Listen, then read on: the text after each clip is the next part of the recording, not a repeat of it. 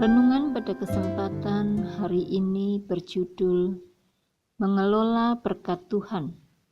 Terambil di dalam Amsal 24 ayat 6. Beginilah firman Tuhan. Karena hanya dengan perencanaan engkau dapat berperang, dan kemenangan tergantung pada penasehat yang banyak. Amin. Ada faktor yang seringkali dapat menjadi penyebab seseorang mengalami banyak kesulitan dalam hal perekonomian.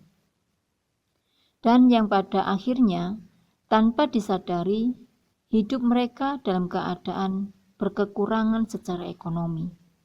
Atau tidak dapat hidup secara berkecukupan, apalagi sampai dalam kelimpahan atau kaya raya. Hal itu adalah sebenarnya seringkali dikarenakan adanya ketidakmampuan seseorang dalam hal mengelola keuangannya dengan secara benar. Dan yang semestinya, masalah tersebut bukanlah terletak pada besar kecilnya pendapatan seseorang tersebut, atau bukan juga dikarenakan berkat Tuhan yang kurang maksimal. Akan tetapi pada dasarnya, dan itu intinya terlebih pada pengaturan berkat yang diterima, atau lebih jelasnya pada masalah pengaturan keuangannya. Jemaat Tuhan yang dikasihi Tuhan, tidak sedikit seseorang akan terjerat hutang piutang dan selalu hidupnya dalam kekurangan keuangan. Karena hal itu yang jadi problem utama adalah seperti peribahasa besar pasak daripada tiang.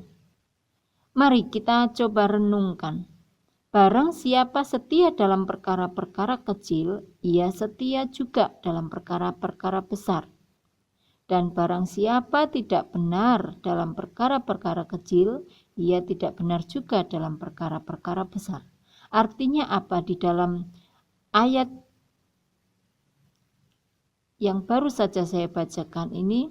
Artinya kalau kita dapat bersikap setia dalam hal perkara kecil, kita pun pastinya akan bisa bertindak setia dalam perkara-perkara yang besar. Akan tetapi kalau dalam hal perkara kecil saja, kita tidak bisa setia. Lalu bagaimana mungkin kita dapat dipercaya untuk perkara-perkara yang lebih besar lagi? Dan sekali lagi, Tuhan mau setiap kita ini bisa bersikap setia dalam hal mengelola keuangan. Sebab kemampuan kita mengelola keuangan atau berkat Tuhan yang kita terima atau berkat Tuhan yang sudah dipercayakan kepada kita, itu akan menentukan sejauh mana kepercayaan Tuhan kepada kita untuk hal-hal lainnya yang lebih besar lagi. Dan ingatlah bahwa uang atau duit atau money yang ada pada kita itu bukanlah milik kita sendiri. Akan tetapi semuanya itu milik Tuhan yang dipercayakan kepada kita. Karena itu dalam mengelola keuangan yang terpenting adalah bukan apa yang kita mau, tetapi apa yang Tuhan mau. Sekali lagi, karena itu dalam mengelola keuangan yang terpenting adalah bukan apa yang kita mau, tetapi apa yang Tuhan mau. Dalam renungan ini ada beberapa hal tentang kemauan Tuhan pada kita. Yang pertama, taat persepuluhan. Persepuluhan ini adalah sifatnya wajib, karena hal tersebut merupakan sebuah tindakan atau sikap kita mengembalikan milik Tuhan dari apa yang sudah kita terima. Maleakhi 3 ayat 10, bawalah seluruh persembahan persepuluhan itu ke dalam rumah perbendaharaan supaya ada persediaan makanan di rumahku. Dan ujilah aku, firman Tuhan semesta alam. Apakah aku tidak membukakan bagimu tingkap-tingkap langit dan mencurahkan berkat kepadamu sampai berkelimpahan? Kemauan Tuhan pada kita yang kedua yaitu buatlah anggaran sesuai dengan prioritas. Yaitu dengan cara setiap kita akan benar-benar mengutamakan kebutuhan, bukan sekedar menuruti keinginan kita.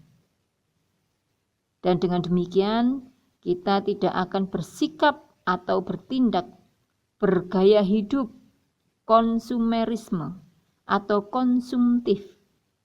Tetapi setiap kita harus memiliki gaya hidup yang hemat dan sederhana serta sewajarnya.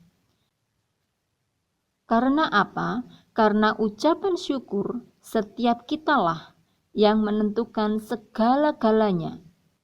1 Timotius 6 ayat 6. Memang ibadah itu kalau disertai rasa cukup memberi keuntungan besar. Pesan terakhir di dalam renungan pada kesempatan hari ini. Mari sidang jemaat Tuhan yang dikasihi Tuhan. Kalau setiap kita yang tidak mau atau tidak menginginkan hidup berkekurangan, sewajarnya dan juga sudah seharusnya setiap kita dapat belajar untuk bersikap bijak dalam mengelola berkat yang kita terima dari Tuhan. 1 Tawarid 29 ayat 12. Firman Tuhan, sebab kekayaan dan kemuliaan berasal daripadamu, dan engkaulah yang berkuasa atas segala-galanya. Dalam tanganmulah kekuatan dan kejayaan.